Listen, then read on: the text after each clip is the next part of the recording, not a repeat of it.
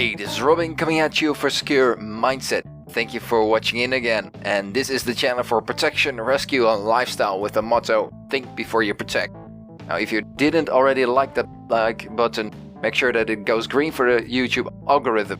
Now, here are 5 things you didn't know about security officers and security guards. 1.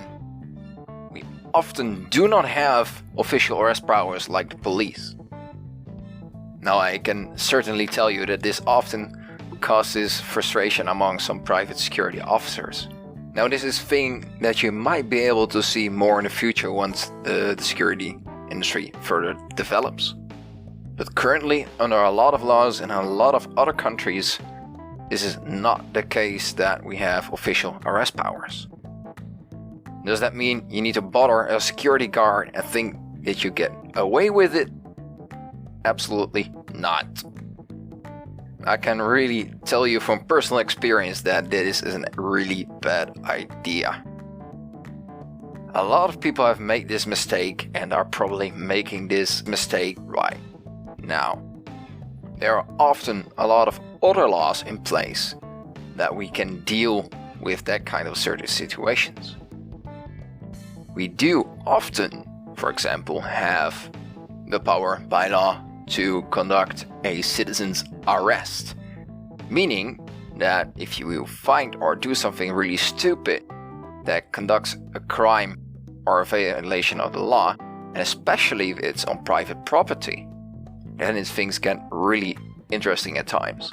When we do conduct a citizen's arrest, if that happens, we often need to call in the law enforcement or police to hand over the offender, suspect, as fast as possible. Number 2, we often have a lot of life experience. As security officers and protection professionals, we are in a position that we need to talk to a lot of people on a daily basis. And trust me, people do crazy things. At times, they get drunk, angry, use drugs, or just general chit-chat. By doing this, we have seen a lot and we have spoken a lot to people. That toughens you up a little bit, as when you get to see all these people doing crazy stuff, but also talking to a lot of people from different routes of the walks of life. You will gain fast different perspectives on 1, society, 2, on people, or 3, on yourself. And now, if you combine those 3 things with a lot of self-reflection, especially with that we do after a shift, those experiences that we had in our shifts will turn into life experience very, very fast. This ability makes us really good to talk with. So if you're bored, go talk with a security officer. We often have a great sense of humor because of that. It also makes us really good and create conversational partners. If you're in need of advice or just a listening ear, or you just need to reach somebody in a certain network, we often do have a great big network of people that we know. If you need any of these, go talk with your local security officer, because they are a great point of advice and a great point of knowledge. Not only to know the surrounding area and for just basic security help, but also to get and expand your network. So keep your local security guard as a friend. You'll need him definitely sometime. Point number 3. A bored security guard is a good security guard. This is a saying that I often use in my work. This doesn't say that we are doing nothing. Even at times this is what we want you to see. We want you to think that we are doing nothing. Because if we give you the impression that we are doing nothing, this increases the likelihood that we might catch somebody doing things they shouldn't be doing. And also it keeps the situation calm and gives the impression that everything is under control. And that is exactly what we want.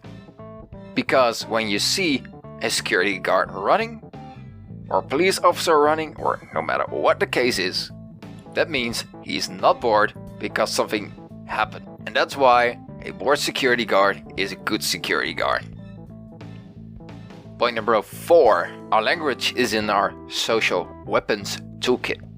When we do need to use a weapon, even if we are allowed to have one, this is not what we want to use at any time, no matter what situation. And even if we need to use that weapon, we try to stay away from it. Because 1, it causes a lot of administrative work. 2, it causes a lot of headache. 3, somebody gets hurt. And the last part, this is something that we absolutely don't want to happen in any kind of case or form. So why then is language a social weapon? Because instead of using any weapons that we have on hand, we use social weapons like language to talk somebody out of doing something really stupid or harming somebody, for example. There's a lot of things that you can do with language that you don't need to deploy a real weapon. In my opinion, if you can talk somebody out of the door as a security guard or a security officer or protective professional, then you've done your job the right way. But sometimes you need to use the tools that you have at hand. And sometimes social weapons are not good enough. Number 5. Security officers are becoming more active on the public streets. Now this is a developing trend that I see basically at this point in time all over the world. For origin, most security officers and private companies are based on private property. But lately, as there are a lot of police departments all over the world struggling with understaffing, underpayment, under-equipment, with this resulting in a lot of less blue on the streets, less police on the streets. In that case, citizens are responding to that because they are not feeling safe at some places anymore. So they are hiring private companies to deal and prevent situations. Because if there is one thing that a private security officer is really good at, is preventing something happening in the first place because he is there. There's this thing called private policing, and that is this basically, that result of people hiring private security companies to be in a public place to prevent things from happening. And this is a trend that we will see more in the world.